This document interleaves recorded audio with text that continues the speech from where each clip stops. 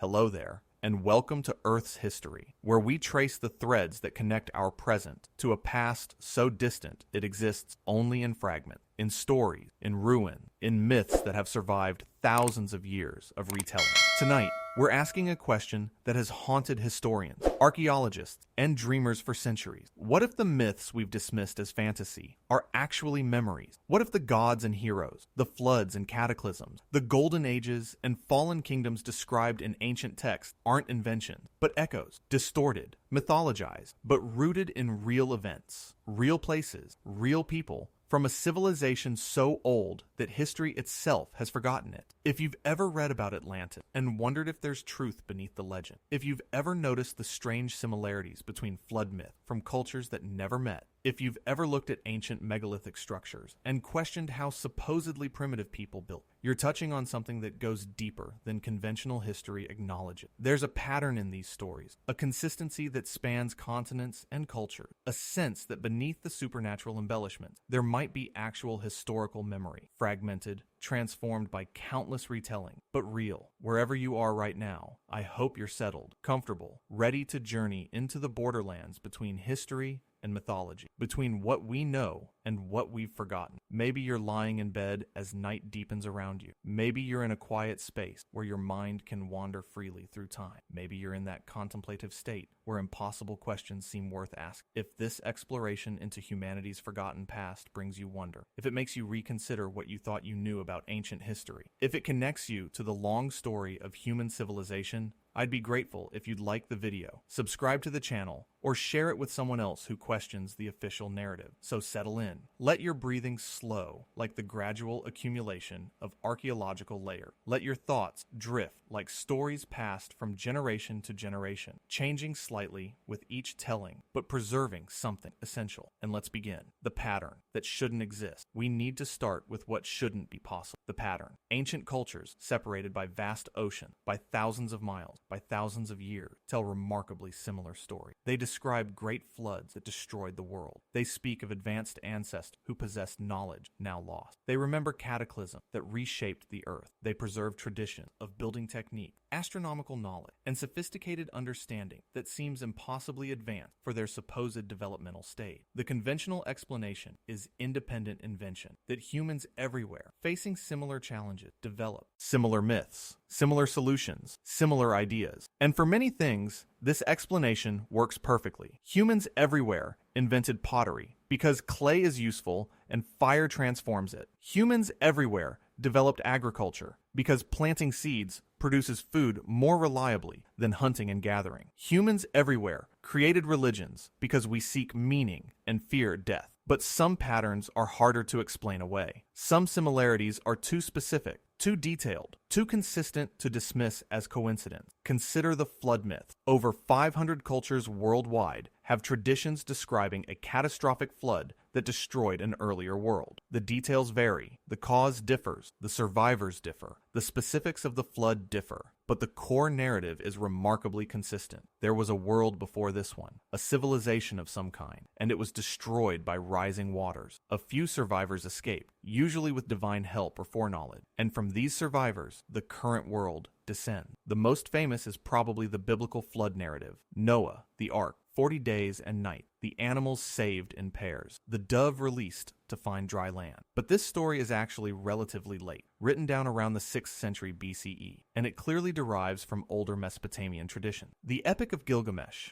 one of the oldest written stories in existence, dating to around 2100 BCE in its earliest fragments, contains a flood narrative. Utnapishtim, the Mesopotamian Noah, is warned by the god Ea that the other gods plan to destroy humanity with a flood. He builds a boat, loads it with his family, craftsmen, and animals, and survives the deluge. After the waters recede, he releases birds to find land. First a dove, then a swallow, then a raven that doesn't return, indicating dry land. The parallels to the Noah story are obvious and well documented. Most scholars agree the biblical account derives from these earlier Mesopotamian traditions, possibly transmitted through Babylonian exile or through the cultural interactions of the ancient Near East. But the flood myths extend far beyond the Middle East. The ancient Greeks had Deucalion's flood, where Zeus decided to destroy the Bronze Age of humanity with a deluge. Deucalion and his wife Pyrrha survived in a chest and repopulated the earth by throwing stones over their shoulders, which transformed into people. Hindu tradition describes multiple floods, most notably in the Matsya Purana, where Manu, the first man, is saved by a fish, actually the god Vishnu in disguise, who warns him of an impending flood and instructs him to build a boat. After the flood, Manu becomes the progenitor of the new human race. The Aztecs had their own flood tradition. In their cyclical cosmology, the fourth world, the Son of Water, ended when Tlaloc caused floods to destroy humanity. Only 2 humans survived by hiding in a hollow log. Norse mythology describes a flood of blood when Odin and his brothers killed the primordial giant Ymir. So much blood flowed that it drowned all the frost giants except Bergelmir and his wife, who escaped in a boat and repopulated the giant race. Chinese tradition records the Gun Yu myth, where the Yellow River flooded catastrophically, and the hero Yu spent 13 years controlling the waters, digging channels, and establishing flood controls that allowed civilization to flourish. Native American traditions are rich with flood narratives. The Hopi speak of the destruction of the Third World by flood, with the survivors escaping in hollow reeds. The Lakota Sioux tell of a flood sent to destroy the earth because of humanity's wickedness, with a few survivors escaping to a high mountain. The Inuit have traditions of a great flood that covered all the land, with survivors escaping in kayak. In South America, the Muisca people of Colombia preserved a flood tradition where the god Chibchacum caused floods to destroy humanity in anger until another god intervened. The Inca had stories of the god Viracocha destroying the first human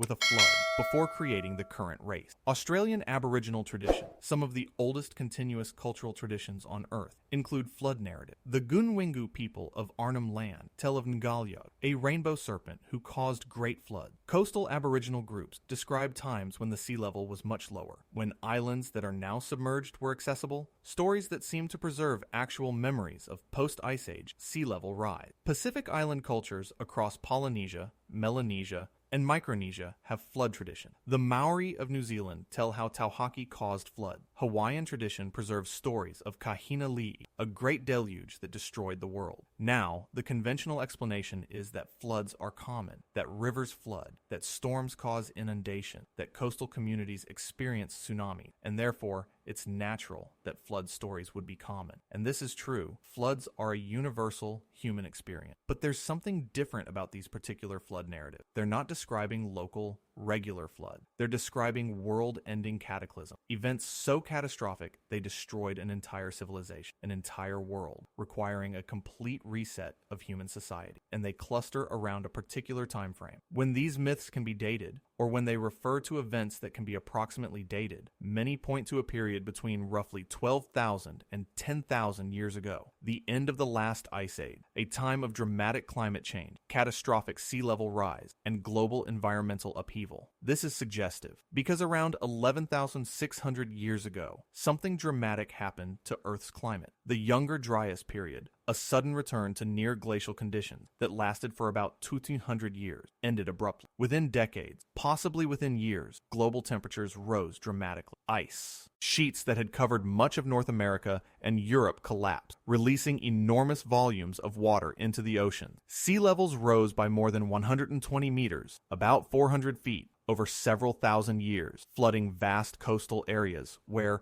during the Ice Age, humans had lived and built community. The English Channel didn't exist during the Ice Age. Britain was connected to continental Europe. The Persian Gulf was mostly dry land. The Indonesian archipelago was a single landmass called Sundaland. The Mediterranean was smaller, with different coastline. Much of the Black Sea basin was a freshwater lake, possibly experiencing a catastrophic inflow of Mediterranean water around 7,500 years ago, when the Bosporus was breached, an event some researchers have suggested as a possible source for flood myths in the Near East. Coastal communities, and during the Ice Age, the coasts were where the best resources were, where people naturally congregated, would have been devastated by this sea level rise. Not all at once, not in a 40-day deluge, but over centuries and millennia, the sea encroached, swallowing settlements, forcing migration, creating a cultural memory of a time when the waters rose and the old world was lost. Could this be the source of the flood myth? Is it possible that these stories preserve actual human memory of post-Ice Age flooding, transmitted orally for 10,000 years or more, transformed and mythologized, but retaining the core truth that there was a time when the waters rose and destroyed the world as people knew it? Most archaeologists are skeptical of such deep historical memory. Oral traditions, they argue, are unstable over long periods, subject to embellishment, contamination by other stories, gradual transformation until the original events are unrecognizable. Oral traditions might preserve cultural value, social structure, rituals, but specific historical events over 10,000 years, that seems implausible. But recent research has challenged this skepticism. Studies of Australian Aboriginal oral tradition have found stories describing coastal features, islands, land bridges that were submerged by sea level rise 7,000 to 10,000 years ago. These stories, when analyzed geologically, correspond to real places, real landscapes that haven't existed since the early Holocene. The stories have been preserved with remarkable accuracy for at least 7,000 years, possibly longer. Similar analysis of Native American coastal tradition has found possible memories of post-Ice Age coastline, of times when the sea was farther out, of islands that no longer exist. Pacific Islander traditions describe navigation routes, islands, and sea conditions that correspond to lower sea level, suggesting these traditions might be much older than previously thought. If oral traditions can preserve geographical information for 7,000 to 10,000 years, might they also preserve historical information? Might the flood myths preserve actual memories of the post-Ice Age world, of the catastrophic changes that transformed the planet, of the civilizations and communities that existed on the now submerged Ice Age coastline? This brings us to the central question. If there were thriving human communities on Ice Age coastlines, if these communities developed sophisticated cultures over thousands of years of Ice Age conditions, if they were then destroyed or displaced by sea level rise, what evidence would remain? And would we recognize it if we found it? The Lost Coast. During the last glacial maximum, roughly 20,000 years ago, sea levels were about 120 meters lower than today. This exposed vast areas of continental shelf, shallow ocean floor that became dry land during glacial period. These areas are now underwater, inaccessible to most archaeologists, unexplored, essentially invisible to conventional archaeology. Think about what this means. The most desirable human habitats are coasts, access to marine resources, fish, shellfish, sea mammals, birds, plus access to terrestrial resources from adjacent inland areas. Coasts offer diverse ecosystems, reliable resources, moderate climate. Even today, the majority of human population lives within 100 kilometers of a coast. There's no reason to think Ice Age humans were different, yet all evidence of Ice Age coastal settlements is now underwater. The best archaeological sites, the places where the most sophisticated cultures might have developed, are inaccessible, submerged beneath meters of water and sediment, invisible to traditional archaeological survey methods. Conventional archaeology has focused on inland sites because those are what remain accessible. We find hunter-gatherer camps in cave, rock shelter, river valley, places that were marginal during the Ice Age, refugees, and hunting camps rather than primary habitation sites. Based on these marginal sites, we construct a picture of Ice Age humans as simple hunter-gatherers, highly mobile, without permanent settlements, without complex social organization, without advanced technology. But what if this picture is biased by preservation and accessibility? What if the real centers of Ice Age human culture were on the coast, and we've simply never found them because they're underwater? This isn't wild speculation. We know that when sea levels have dropped in more recent periods, for instance, during the medieval warm period when sea levels were slightly lower than today, human settlements were built in areas that are now flooded. We know that ancient ports, harbors, buildings now lie beneath the Mediterranean, the Red Sea, coastal waters worldwide. We know that human settlement patterns follow coastline. If Ice Age humans behaved like all other humans, they lived on coast. And if they lived on coast, their settlements are now 120 meters underwater, out on the continental shelves, possibly buried under meters of marine sediment. A few pioneering underwater archaeologists have begun exploring submerged landscape, searching for evidence of Ice Age human activity, and they're finding it. Off the coast of India, In the Gulf of Combat, surveys have identified what appear to be structural remains at depths of 30 to 40 meters in areas that were above water during the early Holocene. The finds are controversial, with debates about whether certain features are natural or artificial, but some researchers believe they've found evidence of a submerged settlement, possibly 9,000 years old. Off the coast of Cuba, sonar surveys have identified what appear to be regular geometric structures at depths around 600-700 meters. These are much more controversial, and mainstream archaeology has generally dismissed them as natural geological features, partly because the depth suggests an age far older than any known civilization, possibly over 50,000 years old if they're artificial, which would predate anatomically modern humans' arrival in the Americas. In the Mediterranean, numerous submerged structures have been found. Ancient ports, breakwaters, buildings, entire settlements now underwater due to post-Ice Age sea level rise or local subsidence. These prove that advanced maritime cultures existed and that their remains can be submerged and preserved. Perhaps most intriguingly, off the coast of Japan, near Yonaguni Island, a series of underwater rock formations has been studied since the 1980s. The Yonaguni Monument appears to show flat surfaces, right angles, terracing, steps, features that some researchers argue are too regular to be natural. Mainstream geology generally considers them natural formation, products of regular jointing in sandstone layers, but the debate continues. The point isn't whether any specific underwater site represents a lost civilization. The point is that vast areas of Ice Age coastline remain unexplored, that underwater archaeology is in its infancy, that we've barely begun to search the drowned lands where Ice Age humans most likely lived. And if sophisticated cultures did develop on these coasts, if they built structures, developed technology, accumulated knowledge over thousands of years, and were then destroyed or displaced by rising seas, what would they have preserved? What would they have passed on to their descendants who migrated inland, away from the rising water? They would have preserved stories of the homeland that was lost, of the time before the flood, of the ancestors who lived in the drowned land, stories that, over thousands of years of retelling, would become mythologized, would acquire supernatural element, would be transformed into the flood myths we see worldwide. They might also have preserved knowledge, astronomical knowledge, mathematical knowledge, architectural techniques, navigation skills, resource management strategy, knowledge that would seem impossibly advanced when it appeared among supposedly primitive inland culture, knowledge that might explain some of the anomalies. In the archaeological record, the astronomical anomaly, ancient cultures worldwide, show sophisticated astronomical knowledge that seems to exceed what we'd expect from simple agricultural society. They tracked the movements of planets, predicted eclipses, understood the precession of the equinox, aligned their monuments with celestial events, embedded astronomical cycles in their calendars and mythology. The conventional explanation is that ancient peoples were intelligent, observant, and had strong incentives to understand celestial cycles for agricultural and religious purposes. And this is certainly true, but some of the knowledge is surprisingly sophisticated, suggesting either much longer periods of observation than we usually credit, or knowledge inherited from earlier sources. Consider the precession of the equinox. Earth's axis wobbles like a spinning top, completing one cycle approximately every 26,000 years. This means the position of the north celestial pole, the point in the sky around which the stars appear to rotate, slowly changes. Currently, Polaris is our north star, but 5,000 years ago,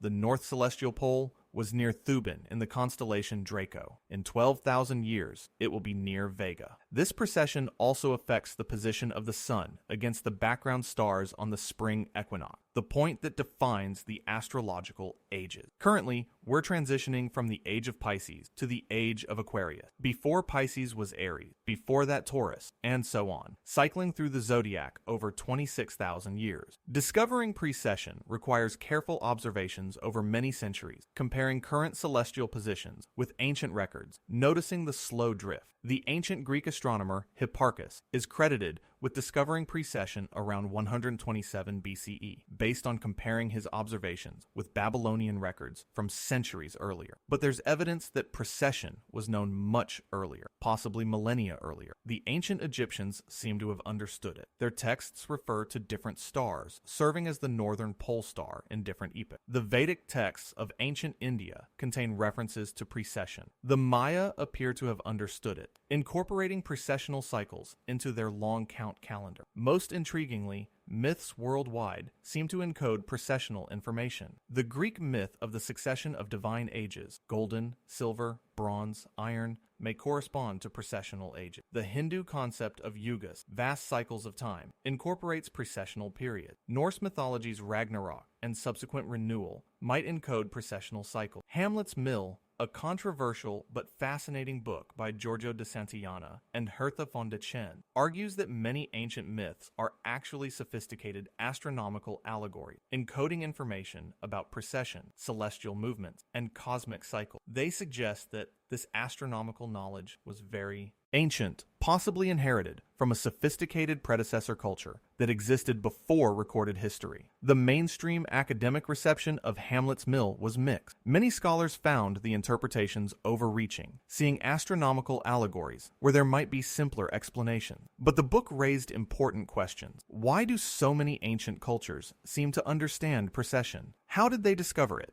And why encode it in myths rather than recording it explicitly? One possible answer: if knowledge needed to be preserved through periods of civilizational collapse, through dark ages when literacy was lost, oral mythological traditions might be more durable than written text. Myths are memorable, repeated frequently, embedded in religious and cultural practices, resistant to loss. Scientific text, by contrast, might be forgotten, lost, destroyed during times of chaos. If a sophisticated culture knew it was facing catastrophe, environmental collapse, warfare, whatever, and wanted to preserve critical knowledge for descendants, encoding it in myth, in stories that would be retold generation after generation, might be a rational strategy. This brings us to the monument, the structures that ancient cultures built and aligned with astronomical precision, structures that raise questions about what these cultures knew and how they knew it. The builder's knowledge. The Great Pyramid of Giza is one of the most studied structures in human history, yet it continues to puzzle researchers. Built around 4,500 years ago, it demonstrates engineering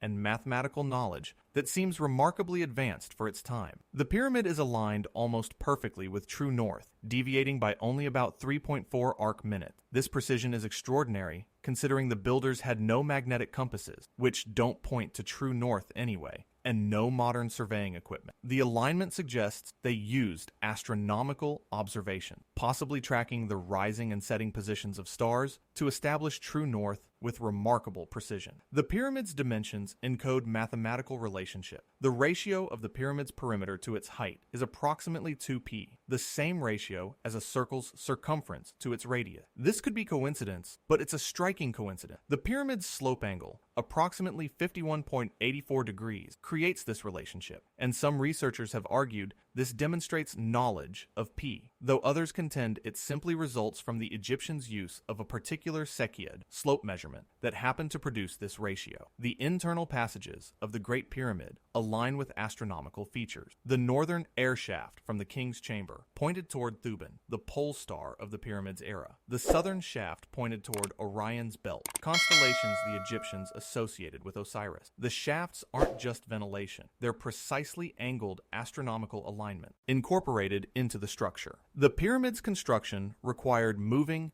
and placing approximately 2.3 million stone blocks, each weighing 2.5 tons on average, with some blocks weighing up to 80 tons. The conventional theory involves ramps, either straight ramps, spiral ramps, or internal ramps. But exactly how this was accomplished remains debated. The precision with which the blocks were cut and fitted, sometimes with joints so tight a knife blade can't fit between them, demonstrates remarkable mastery of stoneworking. And the Great Pyramid is just one example. The Sphinx, carved from a single outcrop of bedrock, shows water erosion patterns that some geologists have argued are inconsistent with rainfall in dynastic Egypt, but consistent with much higher rainfall, suggesting the Sphinx might be much older than conventionally dated, possibly carved during the wetter conditions of the early Holocene or even the late Ice Age. This claim is highly controversial and rejected by most Egyptologists, who point to the archaeological and inscriptional evidence dating the Sphinx to the 4th dynasty, around 2500 BCE. In South America,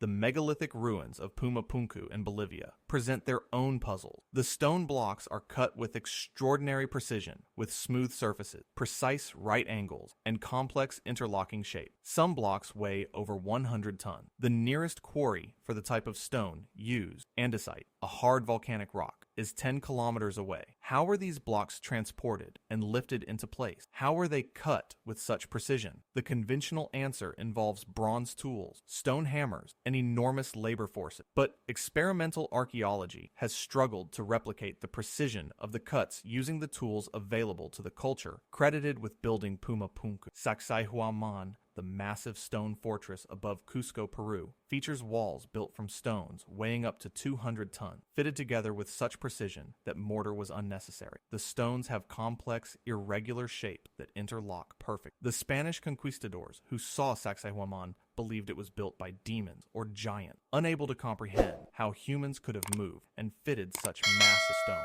The Inca credited these structures to an earlier culture, sometimes referring to them as the work of the god Viracocha or of ancient giants. They had no memory of building these structures themselves, which raises the question, did the Inca simply forget their own history? Or were these structures built by a predecessor culture, inherited by the Inca, who found them already ancient? Across the Atlantic, in Lebanon, the Roman temple complex at Baalbek incorporates in its foundation some of the largest stones ever used in construction. The stone of the pregnant woman weighs approximately 1,000 tons. 3 foundation stones, known as the trilithon, each weigh approximately 800 tons and are positioned 7 meters above the ground in the temple. Platform. How were these stones moved? Even with modern cranes, moving 1,000-ton blocks is extremely challenging. How did ancient builders, supposedly using only human and animal labor, ropes, and simple machines, accomplish this? The Romans who built the temple complex used the trilithon as a foundation, suggesting these enormous stones were already in place, possibly part of an earlier structure. Some researchers have argued that the trilithon predates the Roman construction by thousands of years, though mainstream archaeology generally dates the entire complex to the Roman period. At Göbekli Tepe in Turkey, we find structures that definitively predate agriculture and settled civilization. The site, dating to approximately 11,000, 12,000 years ago, consists of massive T-shaped megalithic pillars arranged in circles, decorated with carved reliefs of animals. The pillars weigh up to 20 tons. The site predates pottery, metallurgy, writing, and domesticated animals, except dogs, yet it demonstrates sophisticated planning, symbolic thought, artistic ability, and organizational capacity to mobilize large labor forces. Göbekli Tepe has revolutionized our understanding of the Neolithic transition. It was built by hunter-gatherers, people we assumed were living in small, mobile bands, yet they somehow organized to quarry, transport, erect, and decorate these massive stones, creating a monumental complex that served some ceremonial or religious purpose. The site raises profound questions. Did complex society precede agriculture, rather than the other way around? Did the need to gather periodically at Göbekli Tepe and feed the workers lead to the development of agriculture, rather than agriculture enabling complex society? Was Göbekli Tepe unique, or have we simply not found other similar sites because they're rare, buried, or destroyed? And most intriguingly, for our discussion, does Göbekli Tepe represent the end of something rather than the beginning? Could it be a remnant of a more sophisticated culture that existed during the Ice Age, a culture whose main centers were on the now submerged coast, with Göbekli Tepe as an inland outpost or refuge that happened to be preserved? The cartographic mystery. In 1929, a Turkish museum director discovered an unusual map while cataloging items in the former Imperial Library in Istanbul. The map, dating to 1513, was drawn by an Ottoman admiral and cartographer named Piri Reis. The Piri Reis map shows the Atlantic Ocean, the coasts of Africa, South America, and, most intriguingly, what appears to be Antarctica. The map became controversial because Antarctica wasn't officially discovered until 1820, 3 centuries after Piri Reis drew his map. More provocatively, the coastline shown on the map appears to depict Antarctica's coast as it would look without ice, showing geographical features that are currently buried under kilometers of ice and weren't mapped until the 1950s using seismic sounding. Piri Reis wrote notes on his map explaining that he had compiled it from about 20 source maps, some dating back to the time of Alexander the Great and before. He specifically mentioned using a map captured from a Spanish sailor who had sailed with Columbus, suggesting at least some of his sources were contemporary. But other sources, he claimed, were very ancient. Skeptics point out several issues with claims about the Piri Reis map. The identification of the southern landmass as Antarctica is disputed. It might be a distorted depiction of South America's coast, extended southward, based on speculation about an undiscovered southern continent The ice-free coastline might be wishful interpretation, seeing patterns in ambiguous lines. Piri Reis's notes about ancient sources might be exaggeration, attempts to lend his work authority by claiming ancient provenance. But the Piri Reis map isn't alone. Other medieval and Renaissance maps show curious features. The Orontius Phineus map of 1531 shows Antarctica, clearly labeled Terra Australis, shaped remarkably like the actual continent, including interior mountain ranges and rivers that would only be visible if the ice were absent. The Boache map of 1754 shows Antarctica divided into two landmasses by a channel, reflecting the true subglacial geography of Antarctica, with West Antarctica separated from East Antarctica by a deep channel that's currently filled with ice, but does exist beneath the ice sheet. The Felipe Boache map is particularly interesting because Boache explicitly stated he was depicting the continent as it would look without ice, based on theoretical consideration. But how did he know there was a channel? This feature wasn't confirmed until the 1950s during the International Geophysical Year, when seismic surveys mapped the subglacial topography. Various explanations have been proposed. Perhaps medieval and Renaissance cartographers had access to ancient maps, created during a period when Antarctica was ice-free or partially ice-free, possibly during an interglacial period hundreds of thousands of years ago. These maps could have been preserved, copied, passed down through various civilizations: Phoenician, Egyptian, Greek, Roman, Byzantine, Islamic, eventually reaching European cartographers in the Renaissance. This would require either that anatomically modern humans existed hundreds of thousands of years ago and created sophisticated civilization, which contradicts all archaeological and fossil evidence, or that an earlier hominid species created these maps, which seems even less plausible. Alternatively, perhaps the maps don't actually show Antarctica, but are being misinterpreted, seeing patterns where none exist, a kind of cartographic pareidolia. Or perhaps, and this is the interesting possibility, the maps preserve knowledge from a sophisticated maritime culture that existed during the early Holocene or late Ice Age, a culture that explored widely, mapped coastlines, and possessed navigational knowledge that was later lost, but partially preserved in fragmentary form, copied and recopied, distorted and misunderstood, but retaining echoes of accurate geographical knowledge. The knowledge keepers. If there was an advanced Ice Age civilization, what happened to it? Why don't we find cities, factories, books, tools, clear archaeological evidence? Why only myths, anomalous structures, suspicious maps? Several possibilities present themselves. First, time erases everything. 11,000 years is a long time. Wood decays, textiles rot, metals corrode, ceramics shatter, stone structures collapse and erode. Cities built of organic materials, wood, plant fibers, mud brick, would vanish almost entirely within millennia, leaving only the most durable element. Consider, if modern civilization collapsed today and humans reverted to primitive technology, what would remain after 11,000 years? The great cities, the skyscrapers, the monuments. Most would be gone, eroded to ruins, buried, overgrown. Metal structures would rust away, concrete would crumble,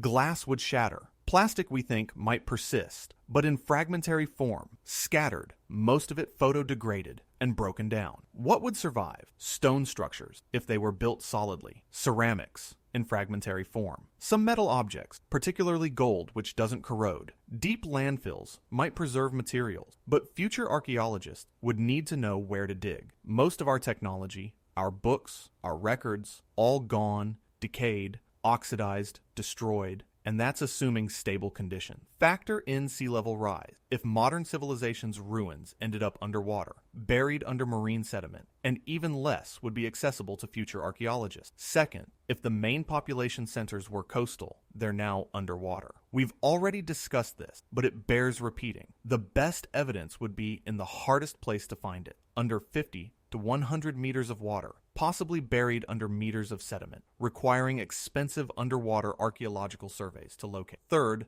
there might have been deliberate destruction. If this civilization collapsed catastrophic, environmental disaster, warfare, disease, whatever, survivors might have turned against the knowledge and technology they blamed for the collapse. Religious movements might have destroyed books, burned libraries, smashed tools, deliberately erasing the past as corrupted or cursed. We have historical examples of knowledge destruction. The Library of Alexandria burned, multiple times actually, with the final destruction possibly in the 3rd or 4th century CE, destroying countless ancient texts. The Spanish conquest of the Americas included systematic destruction of Aztec and Maya codices, books that contained historical, astronomical, and religious knowledge. Only 4 Maya codices survive. ISIS's destruction of ancient sites in Iraq and Syria shows that deliberate obliteration of cultural heritage continues even today. If survivors of a collapsed Ice Age civilization viewed that civilization as hubristic, as having angered the gods, as responsible for the catastrophe, they might have deliberately destroyed its remnants and forbidden its knowledge. Fourth, knowledge might have been preserved, but not in forms we recognize. If a civilization knew it was facing collapse, if it wanted to preserve knowledge but had no way to preserve books, libraries, or technology, it might encode knowledge in monuments, in myths, in oral traditions. Stone monuments can last millennia. If you build a structure aligned with astronomical events, that knowledge is preserved in the structure itself. If you encode mathematical relationships in a building's proportions, that knowledge survives, even if the civilization that built it collapses. Myths are durable. They're memorable, repeated frequently, embedded in cultural and religious practices. A myth can survive thousands of years of oral transmission, changing gradually, but preserving core narrative. If you need to preserve knowledge, astronomical cycles, historical events, geographical information, encoding it in myths might be more reliable than writing it in books that can burn. This would explain why ancient monuments show sophisticated knowledge, why myths contain astronomical and geographical information, why there's a sense of inherited knowledge among ancient civilizations that seems to exceed what they should have been able to discover themselves in the time available. Fifth, there might have been knowledge keepers, lineages, priesthoods, secret societies deliberately preserving ancient knowledge. Many ancient cultures had priestly classes who guarded specialized knowledge, passing it down through generations, teaching it only to initiate. Egyptian priests, Mesopotamian scribes, Hindu Brahmins, Druidic tradition, Greek mystery religion, all restricted knowledge. All had inner teachings, not shared publicly. Some of this secret knowledge might have been inherited from predecessor cultures. The Egyptian priests, according to some traditions, claimed knowledge dating back tens of thousands of years. Plato, writing about Atlantis, claimed he heard the story from Solon, who heard it from Egyptian priests, who said it described events 9,000 years before Solon's time, roughly 11,500 years ago, right at the end of the Ice Age. The Atlantis story is probably the most famous example of a possible memory of a prehistoric civilization. Plato describes Atlantis in 2 dialogues, Timaeus and Critias, written around 360 BCE. According to Plato, Atlantis was a powerful island civilization that existed beyond the Pillars of Hercules, the Strait of Gibraltar, about 9,000 years before Solon's time. Atlantis had advanced technology, sophisticated architecture, strong military power, and controlled large territories. But the Atlanteans became hubristic and corrupt, and the gods punished them, causing Atlantis to sink beneath the waves in a single day and night of catastrophe. Most scholars consider Atlantis a literary invention, a philosophical allegory Plato created to illustrate his ideas about ideal societies and the dangers of imperial ambition. The story contains suspicious elements, the perfect circular harbors, the precise numerical descriptions, the moral fable structure that suggest fiction rather than history. But some researchers have argued that while Plato certainly embellished and possibly relocated the story, he might have been working from a kernel of historical truth, a memory of a real civilization destroyed by real catastrophe, perhaps one of the Ice Age coastal cultures drowned by sea level rise. Various locations have been proposed for Atlantis. The Azores, Santorini, which did experience a catastrophic volcanic eruption around 1600 BCE, destroying the Minoan settlement there. Antarctica, islands in the Atlantic now submerged, even locations in the Americas. None of these identifications is accepted by mainstream archaeology, and most researchers dismiss Atlantis as fiction. But the story persists, captures imaginations, feels like it should be true, like it's remembering something. Perhaps that feeling isn't entirely wrong. Perhaps Atlantis, as Plato described it, never existed. But perhaps Plato's story preserves, in distorted form, Actual memories of Ice Age coastal civilizations destroyed by rising seas. Memories transmitted through Egyptian priestly traditions, transformed and elaborated into the literary allegory Plato presented. The Younger Dryas Impact Hypothesis. In recent years, a controversial hypothesis has emerged that might explain both the catastrophic end of the Ice Age and the possible collapse of an advanced Ice Age civilization. The Younger Dryas Impact Hypothesis proposes that around 1800 years ago, Earth was struck by fragments of a disintegrating comet. These impacts or airbursts triggered wildfires across multiple continents, caused sudden climate cooling, the Younger Dryas Cold Period, contributed to the extinction of Ice Age megafauna like mammoth, and potentially devastated human populations and cultures. The hypothesis was initially proposed in 2007 by Richard Firestone, Alan West, and Simon Warwick Smith in a paper published in PNAS, Proceedings of the National Academy of Sciences. They presented evidence of a layer of sediment dating to about 12,800 years ago that contained markers suggesting cosmic impact. Nanodiamonds, magnetic spherules, carbon spherules, iridium anomalies, and signs of intense heating. This layer, found at numerous sites across North America, and later claimed to exist in Europe, South America, and the Middle East, suggested a widespread catastrophe. The researchers argued that a fragmented comet struck or exploded over North America, creating multiple impacts and airbursts that ignited continent-wide wildfires, threw debris into the atmosphere, causing cooling, and created the physical evidence they'd found. The timing was striking. 12,800 years ago is exactly when the Younger Dryas cooling began, when many Ice Age megafauna went extinct in North America, when the Clovis culture, the earliest widespread culture in North America, seems to have ended abruptly, and when there was a population decline or cultural disruption in many parts of the world. The hypothesis immediately became controversial. Many geologists and archaeologists challenged the evidence, arguing that the supposed impact markers could have other explanations, that some of the evidence was misidentified, that the layer wasn't consistently found at the right date across site, that no impact craters had been found, and that established explanations for the Younger Dryas, changes in ocean circulation due to meltwater from collapsing ice sheets, were sufficient without invoking impact. Over the following years, numerous papers were published attacking and defending the hypothesis. Some researchers claimed to have replicated the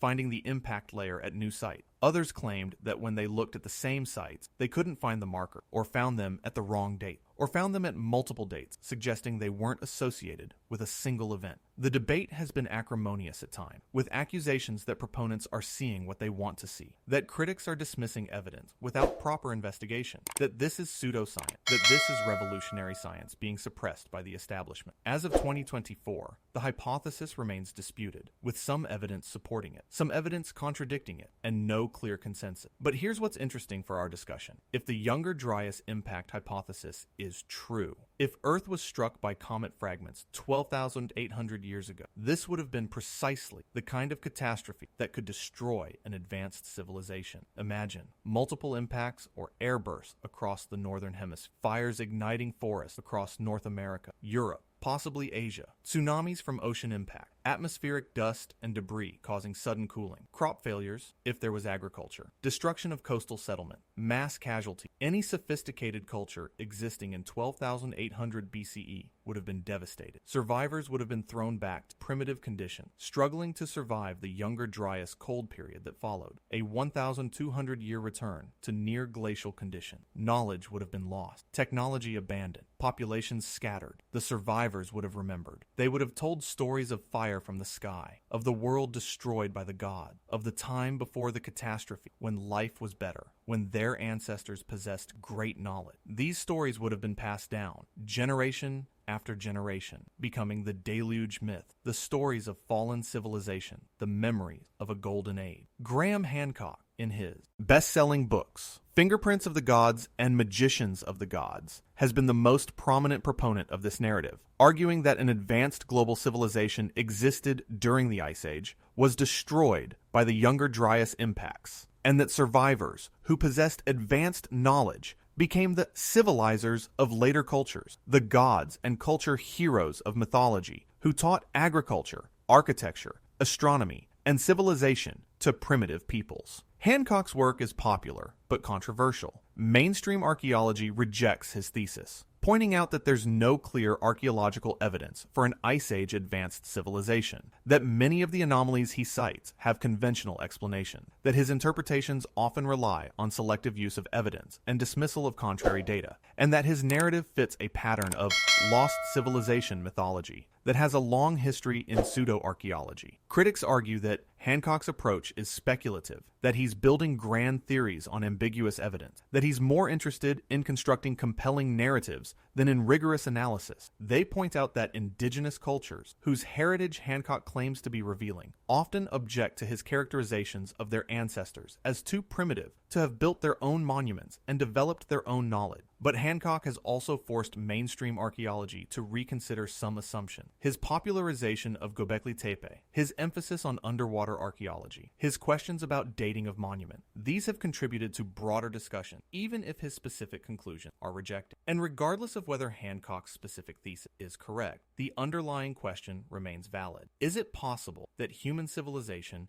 is older and more complex than conventional archaeology acknowledges? Is it possible that important parts of our prehistory remain hidden, underwater, or unrecognized? Is it possible that myths preserve real memories, the shared symbols? Another pattern that suggests possible shared origins or long-lost connections between ancient cultures is the recurrence of certain symbols, motifs, and architectural features across widely separated civilizations. The pyramid form appears in Egypt, Mesopotamia, Ziggurat, Mexico, and Central America, Maya and Aztec pyramids, South America, Peruvian pyramids, even in Sudan, the Nubian pyramids, China, early burial mounds, and Southeast Asia, Cambodian and Indonesian temple pyramids. Why pyramids? The conventional explanation is that a pyramid is a stable, impressive structure that can be built with stone blocks to significant height, and that different cultures independently arrived at this form. This is plausible. There are only so many ways to stack stones to great height, and a pyramidal form is naturally stable. But some pyramids show curious similarities beyond just the general form. The step pyramid of Djoser in Egypt and the pyramid of Kukulkan at Chichen Itza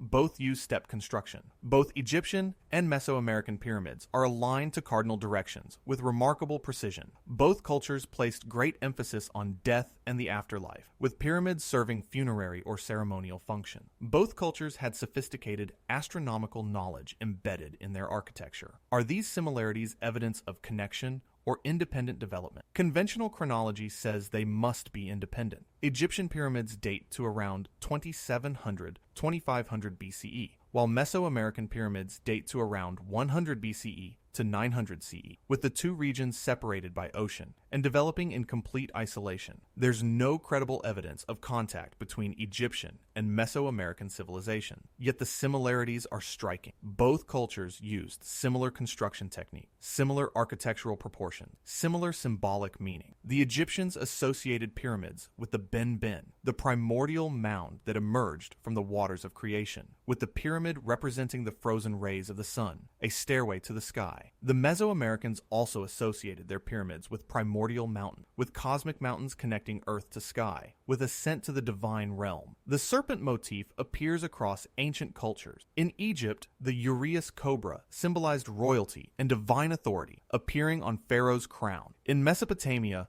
the serpent was associated with wisdom and eternity. In Mesoamerica, the feathered serpent Quetzalcoatl was a major deity, bringer of knowledge and civilization. In India, the Naga serpent deities represent fertility, water, and the underworld. In Chinese tradition, the dragon, a serpent-like creature, represents power and good fortune. Even in Abrahamic tradition, the serpent in Eden represents knowledge, temptation, and transformation. Why serpents? Perhaps because snakes are present on every continent, except Antarctica and a few islands, because they're dangerous, mysterious, associated with transformation, shedding skin, and thus naturally become symbolic across cultures. This seems like a reasonable explanation for widespread serpent symbolism, but some serpent myths show specific similarity. The cosmic serpent, a snake that encircles or supports the world, appears in Norse mythology, Jormungandr, Hindu mythology, Shesha, ancient Egyptian imagery, and Mesoamerican symbolism. The rainbow serpent appears in Australian Aboriginal tradition, African tradition, and Native American tradition. The divine serpent,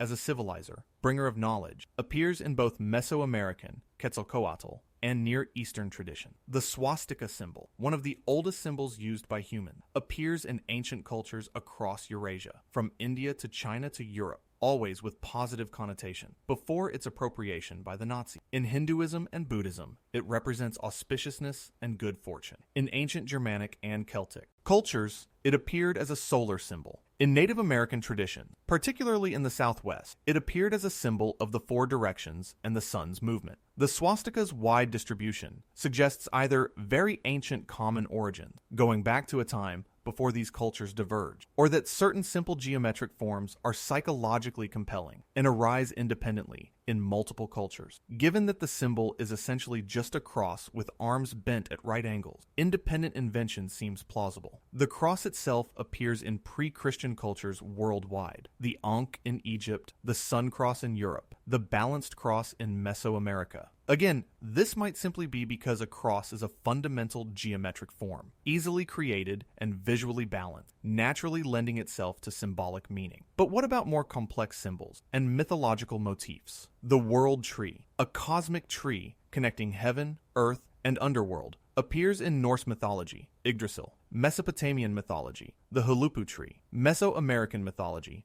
the Ceiba tree, Siberian shamanic traditions, and Hindu cosmology, Kalpavriksha. This tree is often described with specific features: roots reaching to the underworld, trunk in the earthly realm, branches extending to the heavens, sometimes with a serpent at the root, birds in the branches, particular gods or spirits associated with different levels. The similarities are detailed enough to suggest some kind of common origin, yet these traditions developed in geographically and temporally separated cultures. The conventional explanation invokes independent development based on universal human experiences. Trees are prominent features of most landscape. They reach up toward the sky. Their roots extend down into the earth, so they naturally become metaphors for cosmic structure. The deluge survivor motif we've already discussed, but it's worth noting that the survivors often have specific features in common. They're warned by a god or supernatural being. They build a boat. They save animals or seed. They release birds to find land. They make a sacrifice after the flood. They become ancestors of the current human race. These specific narrative elements, shared across cultures that supposedly had no contact, suggest either remarkable coincidence or some kind of common source, either a shared actual historical event or a very ancient story that spread before cultures separated. The dying and rising god motif appears across many ancient religions: Osiris in Egypt, Tammuz, Dumuzi in Mesopotamia, Dionysus in Greece, Adonis in Phoenicia,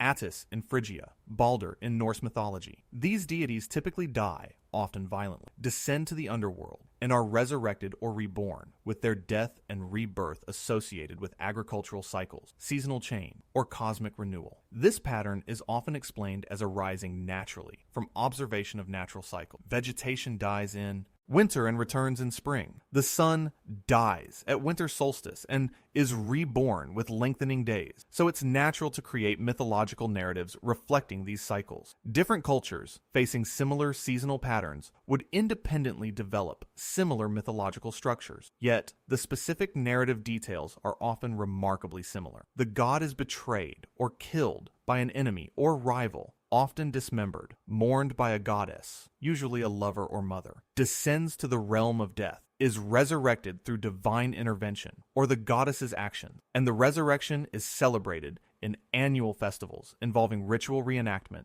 processions, and mystery. The Göbekli Tepe Revolution. Let's return to Göbekli Tepe, because this site has genuinely revolutionized our understanding of human prehistory in ways that support the possibility of greater complexity and sophistication in ancient cultures than previously acknowledged. Before Göbekli Tepe was excavated, the standard narrative was clear. Humans were hunter-gatherers, living in small mobile bands until they invented agriculture around 10,000 years ago. Agriculture produced food surpluses, which allowed population growth, permanent settlements, social stratification, specialized labor, and eventually civilization. In this narrative, Complex society was a consequence of agriculture. You needed agriculture first, then everything else followed. Göbekli Tepe flipped this narrative. Here was monumental architecture, sophisticated art, complex social organization, all created by hunter-gatherers before agriculture. The site required planning, skilled labor, and the ability to mobilize and feed large groups of workers, all things supposedly impossible without agriculture. The conventional explanation now is that Göbekli Tepe and similar sites represent a transitional period, that the need to gather periodically at these ceremonial centers might have driven the development of agriculture by requiring people to produce surplus food to feed participants. Klaus Schmidt, the archaeologist who excavated Göbekli Tepe, suggested that first came the temple, then the city, that religion and ceremonial life drove social complexity, which then drove economic intensification, leading to agriculture. But this still leaves question. How did hunter-gatherers develop the organizational capacity to build Göbekli Tepe? Where did they get the knowledge of stoneworking, architectural planning, and symbolic art? Why did this happen when it did, approximately 11,000 years ago, right at the end of the Younger Dryas, right when the climate was stabilizing after the Ice Age? One possibility, Göbekli Tepe represents not the beginning of complexity, but a remnant of it. Perhaps there was greater social complexity during the Ice Age than we've recognized, and Göbekli Tepe is one of the rare inland sites that survive, while the main centers were coastal and are now underwater. Perhaps the climate catastrophe of the Younger Dryas disrupted Ice Age societies, causing collapse and migration. Survivors congregating in more favorable areas like southeast Turkey, which maintained better conditions during the Younger Dryas,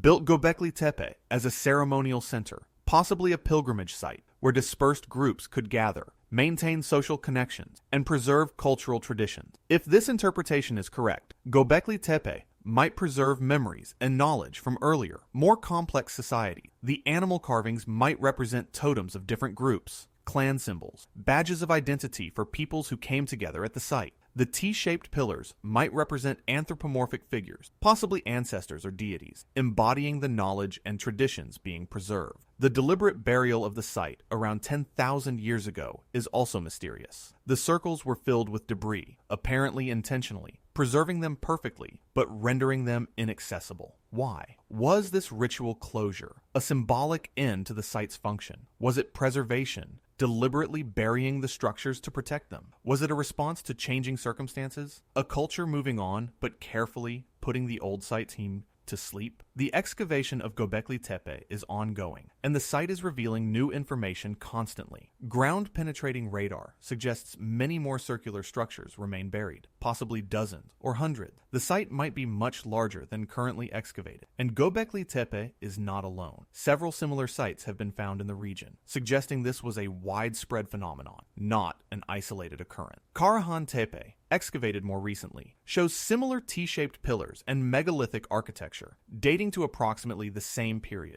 Nevelachori, another nearby site, had similar features before it was flooded by a dam project, fortunately excavated first. Göbekli Tepe might be the most impressive, but it's part of a regional cultural pattern in southeast Turkey and northern Syria. A pattern of pre-pottery Neolithic A site with megalithic stone pillars, animal carvings, and ceremonial structures. This regional clustering suggests this wasn't an isolated group doing something unique, but a widespread culture with shared traditions, technologies, and religious practices. And this culture was sophisticated, complex, capable of impressive architectural and artistic achievements, all before agriculture, all among supposedly primitive hunter-gatherers. If pre-pottery Neolithic hunter-gatherers in Turkey could build Göbekli Tepe, what were other hunter-gatherers elsewhere doing? Could there have been similar complexity in other regions that we simply haven't found because the sites were coastal, were built of less durable materials, or haven't been investigated? The problem of diffusionism, the idea that ancient cultures shared knowledge, that there was ancient global connection, or that knowledge was inherited from a common predecessor, is called diffusionism.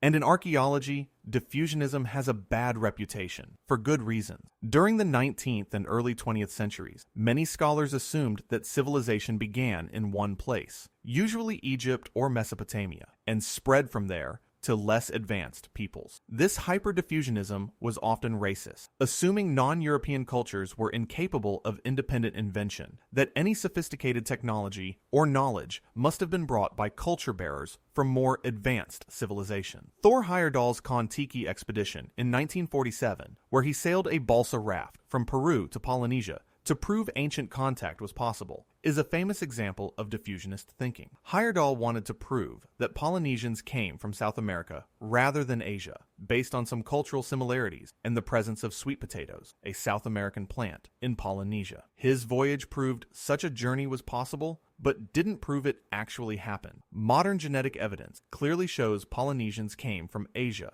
not South America, though there may have been later contact bringing the sweet potato. The Olmec heads of Mexico, with their distinctive features, led some diffusionists to claim African contact with ancient America. The cocaine and nicotine found in Egyptian mummies, if the findings are valid, they're disputed, led to claims of Egyptian transatlantic voyages. Various similarities between Old and New World cultures, pyramids, flood myths, astronomical knowledge, have been used to argue for ancient global connection. Mainstream archaeology rejects most of these diffusionist claims for several reasons. First, humans are creative and intelligent. Given similar challenges and similar materials, people in different places will often independently develop similar solutions. Pottery, agriculture, metalworking, writing, mathematics, astronomy, all were invented independently multiple times in different parts of the world. This is demonstrated by the fact that these technologies arose at different times in different places using different specific techniques, suggesting independent development rather than diffusion. Second, many claimed similarities are superficial or exaggerated. Yes, both Egypt and Mexico built pyramids, but Egyptian pyramids are smooth-sided stone structures serving as royal tombs, while Mesoamerican pyramids are stepped stone structures serving as temple platforms. The similarities are more in broad concept than in specific execution. Third, if there was significant ancient global contact, we'd expect to find clear evidence. Shared artifact, identical technology, linguistic connection, genetic mixing. Such evidence is largely absent. The DNA of ancient Egyptians and ancient Mexicans shows no mixing. Their languages are completely unrelated. Their technologies, while sometimes superficially similar, differ in specific. Fourth, many diffusionist claims rely on poor methodology, cherry-picking similarities while ignoring differences, accepting ambiguous evidence uncritically, dismissing contrary evidence, seeing patterns where none exist. So modern archaeology is skeptical of diffusionism, preferring to explain cultural similarities through independent invention, universal human psychology, and common responses to similar environments. But, and this is important, rejecting hyperdiffusionism doesn't mean rejecting all diffusion. We know ancient cultures did have contact, did exchange technologies and ideas, did influence each other. Trade networks extended across vast distances. The Silk Road connected China with the Mediterranean. Maritime trade linked the Arabian Peninsula with India, with Southeast Asia, with East Africa. Technologies like ironworking, the horse-drawn chariot, and alphabetic writing did spread from their origins through cultural diffusion. The question isn't whether diffusion happened. It obviously did. But how much? How early? And how far? Could there have been more extensive ancient contact than conventionally acknowledged? Could there have been maritime cultures exploring widely, trading, spreading knowledge? And separately, could there have been a predecessor culture that influenced multiple later civilizations, not through direct contact, but through inheritance, knowledge preserved and passed down through surviving populations, eventually appearing in multiple independent civilizations? The mystery of ancient astronomy. Let's focus on one specific area where ancient knowledge seems suspiciously advanced: astronomy. Multiple ancient cultures demonstrated astronomical knowledge and capabilities that required extensive observation, sophisticated mathematics, and in some cases, knowledge we don't fully understand how they obtain. The Antikythera mechanism, discovered in a Roman-era shipwreck off the Greek island of Antikythera in 1901, is perhaps the most dramatic example. This device, dating to approximately 100 BCE, is a complex system of bronze gears housed in a wooden case, designed to calculate and display celestial information, the positions of the sun, moon, and planets, lunar phases, eclipses, even the dates of the Olympic Games. The mechanism is sophisticated, with differential gearing, a technique not seen again until the 16th century. Precision-cut gears with specific tooth count to reflect astronomical cycles, and ability to predict both solar and lunar eclipses. It represents a level of mechanical engineering far beyond anything else we have from ancient Greece. Nothing comparable appears in the historical record until medieval Islamic and European mechanical clock, over 1,000 years later. How did the ancient Greeks develop this technology? Who built the Antikythera mechanism? Was it unique, or were there others like it that haven't survived? The device suggests a sophisticated tradition of precision mechanics and astronomical instrumentation that we have little other evidence for. The device also demonstrates that the ancient Greeks understood astronomical cycles in detail. The Metonic cycle, 19-year cycle of lunar phases. The Saros cycle, 18-year cycle of eclipses. The Callippic cycle, 76-year refinement of the Metonic cycle, and others. This knowledge required centuries of observations, careful record-keeping, mathematical analysis, but the Greeks explicitly credited much of their astronomical knowledge to earlier sources, the Babylonians, the Egyptians, others. The Babylonians kept astronomical records for over 1,000 years, perhaps longer, meticulously recording planetary position, lunar position, eclipses. These records allowed them to discover astronomical cycles and predict future events with remarkable accuracy. The Babylonian astronomical knowledge was inherited by the Greeks, by the Islamic scholars, eventually by modern astronomy. But where did the Babylonians get it? They must have developed it through observation over many generations, which is the conventional explanation. But could some of it have been inherited from even earlier sources? The Vedic texts of India contain astronomical references that some researchers have argued demonstrate knowledge of precession and other long-term cycles. The dating of these texts is controversial, but some of the astronomical references, if taken literally, suggest observations made considerably earlier than the texts were written down. The Vedanga Jyotisha, an ancient Indian text on astronomy, describes celestial position that, if calculated backwards, correspond to dates around 1400 BCE or earlier. The descriptions of equinoctial positions in various Vedic texts suggest observations made at different epochs, possibly indicating a long tradition of astronomical observation. The ancient Egyptians aligned the Great Pyramid and other structures with remarkable astronomical precision. The narrow shafts from the king's chamber pointed at specific stars important in Egyptian religion. The Temple of Abu Simbel is oriented so that on 2 days each year, February 21st and October 23rd, which some believe correspond to the pharaoh Ramesses II's birthday and coronation day, sunlight penetrates deep into the temple, illuminating statues of seated gods in the sanctuary. The Karnak temple complex has an axis aligned with the winter solstice sunrise,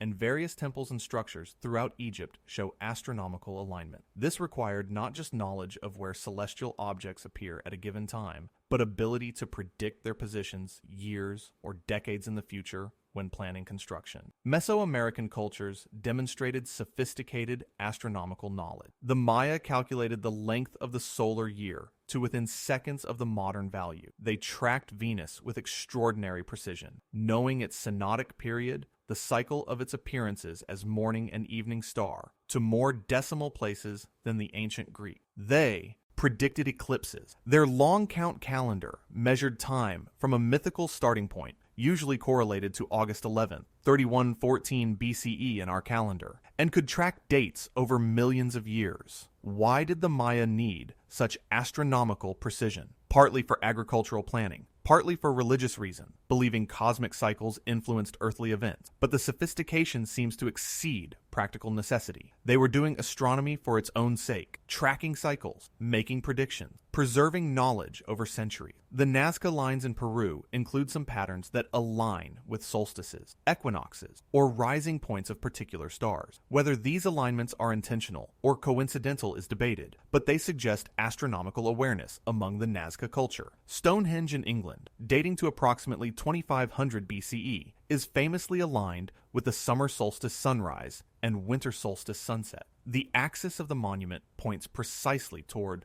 these solar positions, suggesting deliberate design. Whether Stonehenge was primarily an astronomical observatory, a ceremonial site, a calendar, or something else is still debated, but the astronomical alignment is undeniable. Various stone circles, hinges, and megalithic structures across Britain and Europe show astronomical alignment. Newgrange in Ireland, where the winter solstice sunrise illuminates an inner chamber, the stone circles of the Outer Hebrides, the dolmen, and passage graves scattered across Europe. These structures represent enormous investments of labor by Neolithic people, suggesting that tracking celestial cycle was extremely important. Why? The conventional explanation is that agricultural societies needed calendars to know when to plant and harvest, so they built structures to track the sun's position throughout the year. This makes sense for basic solar tracking. Knowing when the summer solstice or equinoxes occur helps with agricultural timing, but some of the astronomical knowledge goes beyond basic solar tracking. Tracking Venus doesn't help with agriculture. Knowing the precession of the equinox doesn't help you know when to plant crops. Predicting eclipse has no agricultural benefit, yet ancient cultures invested enormous effort in this knowledge. Perhaps the answer is religious. If the gods are celestial, if divine order is reflected in cosmic order,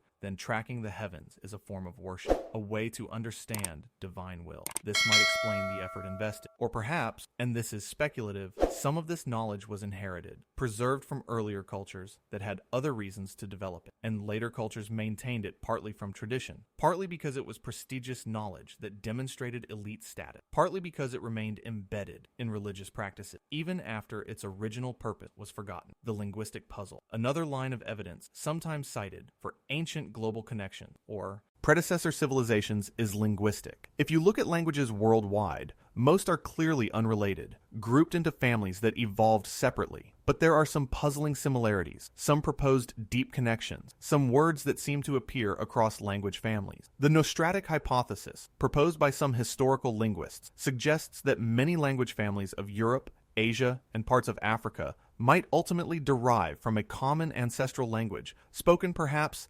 15,000, 20,000 years ago. The proposed Nostratic superfamily would include Indo-European, most European languages, plus Persian, Hindi, and many others, Afro-Asiatic, Arabic, Hebrew, Ancient Egyptian, and others, Kartvelian, Georgian and related languages, Uralic, Finnish, Hungarian, Estonian, Dravidian, languages of southern India, and possibly Altaic, Turkish, Mongolian, and others, though the Altaic family itself is disputed. The evidence for Nostratic is limited and controversial. A few hundred proposed cognates, similar words in different families that might share common ancestry. Some grammatical similarities, phonological pattern. Most historical linguists are skeptical, arguing that the time depth is too great to reliably detect relationship, that the similarities could be coincidental or due to borrowing, and that the methods used to identify Nostratic cognates aren't rigorous enough. Even more controversial is the proposed proto-world or proto-human language, the hypothetical common ancestor of all human languages. Some researchers have argued that certain basic words show similarities across all language families, possibly indicating common ancestry dating back 50,000 or more years to when modern humans were first spreading across the globe. Proposed proto-world roots include words for body parts, basic verbs, kinship terms, natural features, the kind of basic vocabulary that would be most resistant to change. But the evidence is extremely limited, and most linguists reject proto-world as untestable speculation, arguing that sound changes, borrowing, and coincidence over such vast time periods would erase any detectable signal of common ancestry. However, there are some linguistic mysteries worth noting. The word for dog, or similar canines, shows some suspicious similarities. English dog, Turkish köpek, Mbabaram, an Aboriginal Australian language, dog, which is a pure coincidence according to linguists, but a striking one. The word for mother has an M sound in many unrelated languages. English mother, Spanish madre, Hindi mata, Chinese mama, Turkish an, Swahili mama. This is usually explained by the fact that M is one of the easiest sounds for infants to produce, so it naturally gets associated with the mother in many languages. Some researchers have noted that certain plant names appear across supposedly isolated language families. The word for tobacco in many Native American languages shows similarity. Tobacco itself comes from an Arawakan language, and variants appear across North and South America. If Native American languages have been separated for 15,000 plus years since the initial peopling of the Americas, we wouldn't expect such similarities unless the plant names spread through later contact and trade, which is the conventional explanation. There are also mysterious scripts. The Indus Valley script, used by the Harappan civilization around 2500, 1900 BCE, remains undeciphered. We have over 400 distinct symbols appearing on seals, pottery, and other artifacts, but we can't read them because we don't know what language they represent and don't have any bilingual texts to serve as a Rosetta Stone. The script appears structured and sophisticated, suggesting a complex language, but we don't know if it's related to Dravidian languages spoken in the region today, to Sanskrit, introduced by later Indo-Aryan migration, or to something else entirely. The Rongorongo script of Easter Island, with its distinctive glyphs, might represent an independent invention of writing, or might have been inspired by seeing Spanish writing when Europeans first visited the island, though this is debated. If it is an independent invention, it would be one of the very few cases of writing being invented without influence from existing scripts, suggesting something remarkable about Easter Island culture, or perhaps indicating the culture had older traditions of symbolic representation. Linear A, the script of Minoan Crete, remains undeciphered, though its descendant Linear B, used for Mycenaean Greek, has been read. Linear A seems to represent a non-Indo-European language, possibly related to other pre-Indo-European languages of the Aegean region, but we don't know for sure. None of these undeciphered scripts prove ancient global connections or lost civilization, but they remind us that many ancient cultures remain mysterious, that we don't understand everything about human prehistory, that there's still much to discover. What would proof look like? Let's step back and think about what kind of evidence would be needed to prove, or at least strongly support, the hypothesis that myths preserve memories of a sophisticated predecessor civilization. First, we'd need archaeological evidence of greater cultural complexity at earlier dates than currently accepted, preferably in areas that could have been source populations for later civilization. Göbekli Tepe provides some of this, demonstrating that Neolithic hunter-gatherers were capable of monumental architecture and symbolic art. But we'd need more examples showing sustained cultural complexity over time, not just isolated impressive sites.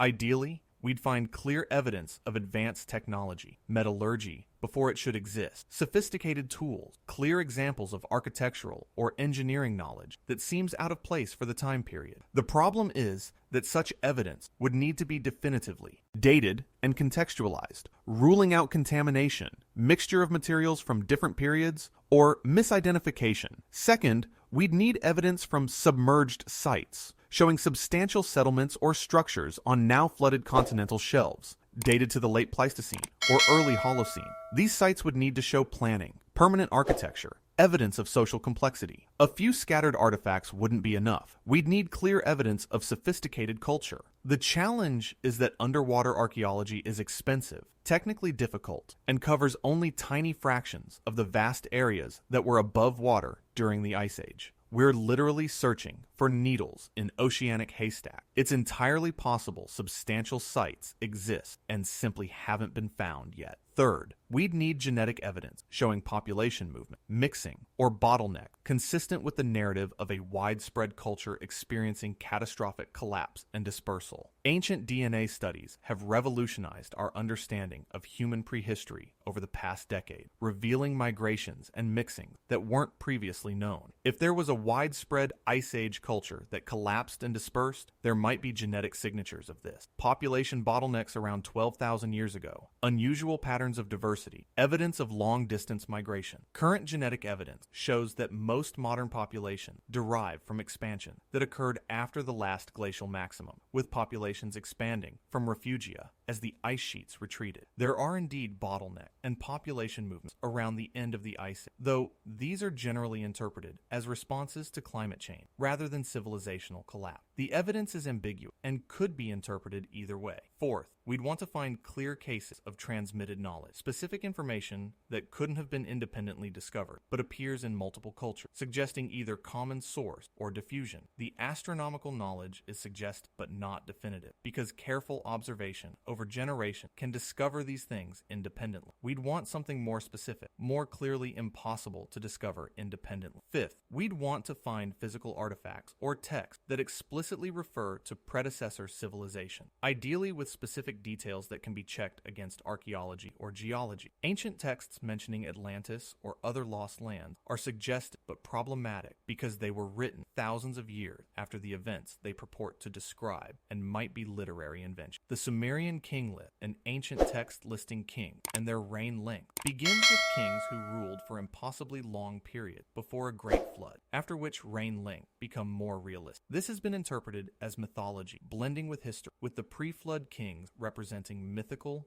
or legendary figures. But could it preserve actual memory of earlier political entities with the details garbled, but the basic narrative, rulers before the flood, flood disrupting civilization, rulers after the flood, preserving historical truth? Sixth, we'd want consilience, multiple independent lines of evidence pointing to the same conclusion. One anomalous artifact can be dismissed as contamination or misinterpretation. Multiple independent lines of evidence from different fields, all pointing to the same narrative, would be much more convincing. Currently, we don't have this level of proof. We have suggestive evidence, patterns, anomalies, questions, but not definitive proof of a sophisticated Ice Age civilization. The evidence could be interpreted as showing a predecessor civilization, or it could be interpreted as showing that ancient peoples were more capable, more sophisticated, more knowledgeable than we've sometimes credited, without requiring any lost civilization. The alternative interpretation. Let's consider the alternative, that there was no lost civilization, that myths are myths, that ancient peoples developed their knowledge and capabilities independently, and that the patterns we see are either coincidental or result from universal human psychology and common environmental challenges. In this view, flood myths are common because floods are common, and particularly because post-Ice Age sea level rise affected coastal populations worldwide, creating widespread cultural memories that were mythologized over millennia. The similarities in flood narratives result from similar human responses to similar traumas, plus possibly some limited diffusion of stories through trade contact. The sophisticated astronomical knowledge results from generations of careful observation by intelligent people with strong incentives to understand celestial cycles. Agricultural societies need calendars. Religious systems centered on celestial deities motivate astronomical observation. Political elites use astronomical knowledge to demonstrate power and divine connection. Given thousands of years and motivated observers, ancient peoples could and did discover precession, planetary cycles, eclipse prediction, and other astronomical phenomena. The impressive monuments result from determination, organization, and techniques we don't fully understand because they weren't written down. Ancient peoples weren't less intelligent than modern humans. They were exactly as intelligent, as creative, as capable. They just had different knowledge bases and different technologies. The idea that ancient monuments require lost civilizations to explain them is actually somewhat insulting to ancient cultures, implying they couldn't have built their own monuments, needed help from mysterious predecessors, or extraterrestrials. The shared symbols and myths result from universal human psychology. Humans everywhere fear death, wonder about the cosmos, create narratives to explain their world, organize socially in similar ways. The hero's journey, the great flood, the dying god, the world tree. These are archetypal patterns that arise independently because human brains work similarly, because human societies face similar challenges, because certain narratives are psychologically compelling and culturally useful. Carl Jung's concept of the collective unconscious proposed that humans share deep psychological structures that manifest in similar symbols and myths across cultures. These aren't memories of historical events, but inherent patterns in human cognition, archetypes that naturally emerge in mythology and religion. The flood myth isn't remembering a real flood. It's expressing universal anxieties about chaos, destruction, renewal, the fragility of order. This interpretation doesn't require lost civilization, doesn't require mysterious knowledge transmission, doesn't require any evidence beyond what we have. It's the more parsimonious explanation, the one that requires fewer assumptions, the one that mainstream archaeology generally accepts. And honestly, it might be correct. The evidence for a lost civilization is suggestive, but not conclusive. The anomalies might be anomalies of our understanding, not anomalies of history. Ancient peoples might have been fully capable of everything we see them accomplishing, without any need for predecessor civilizations or inherited knowledge. But And here's the thing. Absence of evidence isn't evidence of absence. The lack of definitive proof of a lost civilization doesn't prove one didn't exist. Given that the most likely locations for Ice Age settlements are now underwater and largely unsurveyed, given that organic materials decay and stone structures erode over millennia, given that we've explored perhaps 1% of potential site, the absence of evidence isn't particularly meaningful. Living with mystery. Perhaps the most intellectually honest position is agnosticism. We don't know. The evidence is ambiguous. Both interpretations are possible, and we should remain open to new evidence while not accepting claims that aren't adequately supported. The myths might preserve historical memory, or they might be purely symbolic. Ancient knowledge might be inherited, or it might be independently developed. The monuments might hide secrets, or they might be exactly what they appear to be. We don't have to choose definitively. We can hold the question open, explore both possibilities, let evidence accumulate. What we can say is that human prehistory is more complex than we thought even a few decades ago. Göbekli Tepe proved that. The discovery of Denisovan DNA in modern humans proved that there were more kinds of archaic humans interbreeding with our ancestors than we knew. The evidence of transoceanic contact between Polynesia and South America, genetic evidence shows some Native American DNA in some Polynesian populations, suggesting contact around 1200 CE, proved that ancient maritime capabilities were greater than we thought. Every discovery reveals that what we thought we knew was incomplete. The story of human prehistory keeps getting rewritten as new evidence emerges, so claiming we definitively know there was no Ice Age civilization is probably overconfident. We can say we don't currently have convincing evidence for one, but that's different from saying it didn't exist. And frankly, the question is fascinating, regardless of the answer. If myths do preserve historical memory, that's profound. It means oral traditions are more durable and reliable than we thought. That human culture can preserve information across dozens or hundreds of generations. That the stories our ancestors told around fires weren't just entertainment, but repositories of knowledge. If myths are purely symbolic, that's also profound. It means human imagination operates according to deep pattern. That we create similar narratives in response to universal experiences. That mythology reveals something about human psychology and the way we make meaning. Either way, studying ancient myths, monuments, and knowledge is valuable. It connects us to our ancestors, helps us understand how humans think and create culture, reveals our long history on this planet. The cosmic perspective. Let's zoom out even further and think about what the question of lost civilizations means in the broader context of human existence and cosmic time. Modern human, Homo sapien, have existed for approximately 300,000 years. For most of that time, we lived in small groups as hunter-gatherers, with populations probably never exceeding a few million worldwide. We made tools, created art, buried our dead,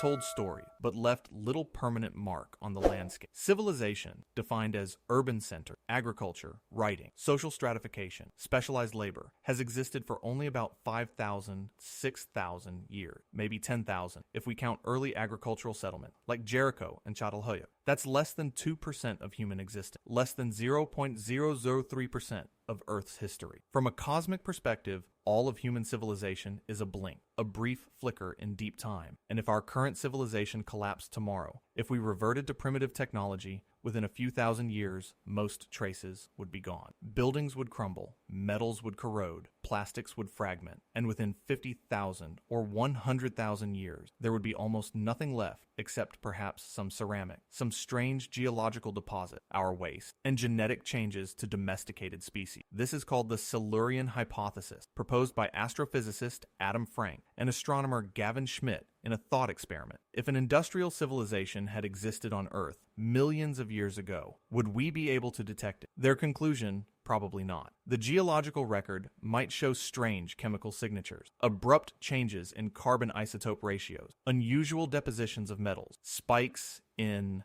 atmospheric CO2, but these would be ambiguous, potentially attributable to natural causes. If an advanced civilization existed on Earth 100 million years ago, during the Cretaceous, we'd almost certainly never know. Any cities, monuments, artifacts would be gone, eroded, subducted, buried so deep in sediments that they'd never be found. The only possible signs would be subtle geochemical anomalies that would be extremely difficult to distinguish from natural events. Now, 100 million years is much longer than we're talking about for a hypothetical Ice Age civilization. We're only talking about 12,000 years, not million. At this time scale, Some evidence should survive, particularly if the civilization built in stone or metals. But it's still sobering to realize how completely time erases civilization, how impermanent our marks on the earth really are. If we apply this perspective to the lost civilization hypothesis, we realize even if there was a sophisticated Ice Age culture, even if it existed for thousands of years, even if it developed impressive technologies, we might not find clear evidence. The time elapsed is enough to erase most traces. The sea level rise has hidden any coastal settlement. The preference modern humans have for inhabiting the same favorable location means ancient sites are often destroyed or buried by later construction. The question becomes, is the evidence we're seeing, the myth, the anomalous knowledge, the curious structures, the faint signal of a lost civilization, the last traces not yet completely eroded by time? Or is it noise? Patterns we're seeing in randomness, wishful thinking projected onto ambiguous evidence? Scientists use signal detection theory to think about these questions. When you're looking for a faint signal in noisy data, you face two types of errors: false positive, seeing a signal that isn't there, and false negative, missing a signal that is there. You have to choose your threshold. Set it too low, and you'll see signals everywhere, most of them false. Set it too high, and you'll miss real signals. In archaeology and history, conventional practice sets a high threshold, requiring strong evidence before accepting unusual claims. This avoids false positive, prevents accepting speculative theories without proof, but increases false negative, potentially missing real phenomena because the evidence hasn't yet reached the required level. The lost civilization hypothesis falls into this gray zone. The evidence isn't strong enough to meet conventional archaeological standards, but it's suggestive enough that dismissing it entirely might be premature. The question is, how should we weight the evidence, and what threshold should we set? My personal inclination is toward cautious openness. Don't accept the hypothesis without better evidence, but don't dismiss it either. Keep exploring, keep investigating, keep open to the possibility that human prehistory is more complex than current models suggest. Let evidence accumulate.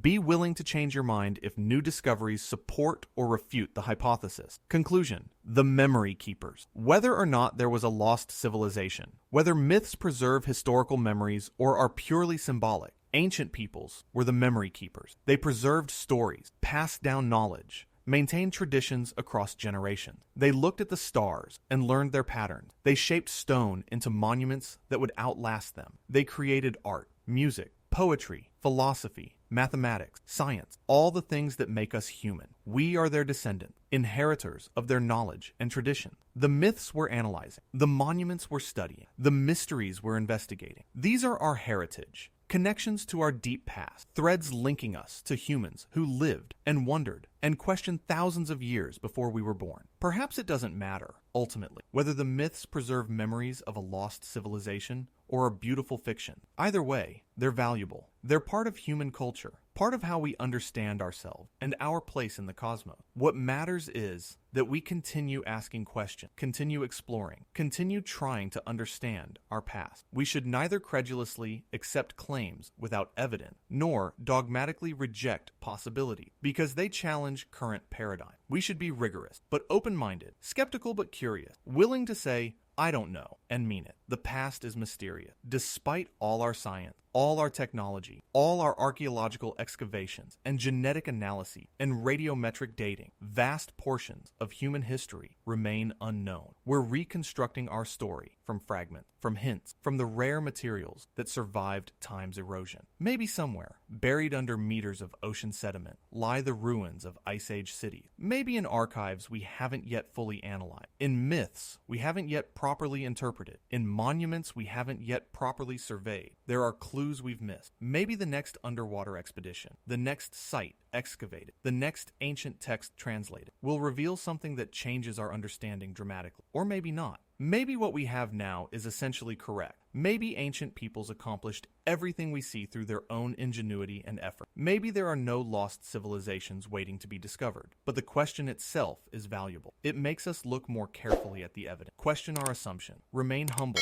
about how much we actually know. It reminds us that history is not a closed book, but an ongoing investigation, that we're still discovering, still learning, still revising our understanding. As you drift towards sleep tonight, perhaps you'll think about the story stories your ancestors told. Stories passed down through hundreds of generations. Stories that survived wars and plague, migrations and catastrophe. Stories that reached you across vast gulfs of time. Perhaps you'll wonder what those stories remember, what they preserve, what truths might be hidden in their mythological embellishment. Perhaps you'll look at the moon and remember that ancient peoples looked at the same moon, saw the same stars, wondered about the same questions of where we came from and where we're going. We're connected to them, part of an unbroken chain of humans asking questions, seeking understanding, trying to make sense of our existence. The myths remind us that we're part of a long story, that humans have been wondering and questioning and creating for thousands of years, that the particular form civilization takes now is just one chapter in a much longer narrative. And maybe, just maybe, the myths whisper that the story is even longer than we know, that there were other chapters, earlier ones, that haven't yet been fully recovered, that are waiting in drowned lands and buried ruins for us to discover. Thank you for joining me on this journey through the borderlands between history